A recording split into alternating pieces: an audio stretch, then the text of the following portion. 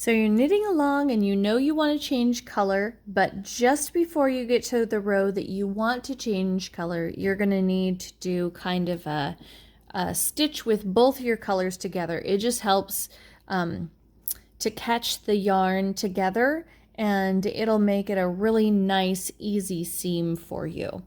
So I'm here to my last stitch. What I'm going to do is I'm just going to put this yarn right next to the yarn that I've been working with. Those two are going to go right next to each other, and I'm going to knit those two yarns together as if I was knitting regularly. So remember, up through my stitch, clockwise around the yarn, bring it forward and off the needle.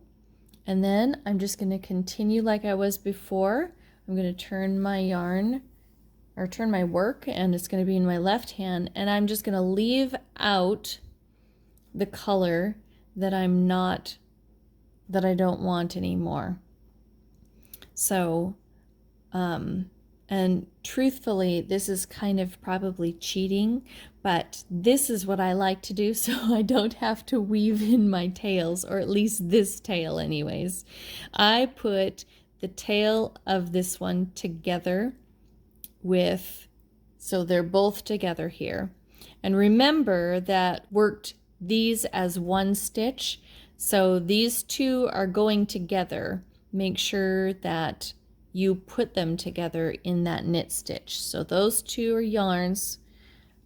You're going to go through both of them clockwise around your yarn, or around your needle. Yeah, no, around your yarn.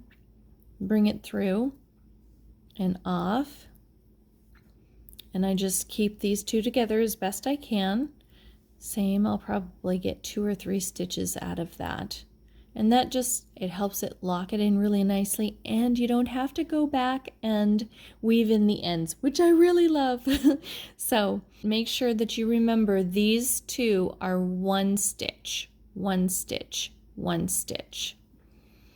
And the other thing that I would say is don't worry about it. It might be a little bit thicker, but don't worry about it too much, because that will probably be to the bottom of your project, and that is going to be just fine.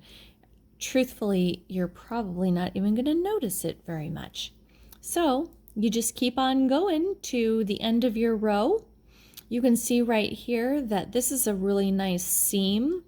If I turn it around, it's kind of got these bumps, and you're going to see this white part sticking through the darker, and I would consider this my front, and I would consider this my back.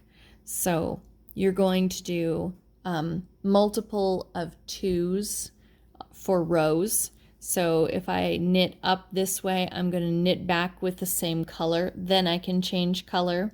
Or if I knit 2 rows and I want to make it a little bit more, I can knit 4 rows or 6 rows, and then I change color, and it just keeps this extra little bumpy white contrast on the inside.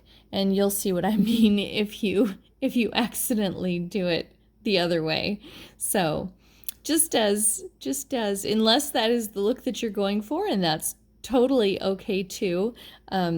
You can also just turn it inside out and have that as your outside, which is totally fine. So whatever you decide to do is great. Just know that if you want this really nice clean seam going all the way along, you're going to have to keep your contrasting color in multiples of 2.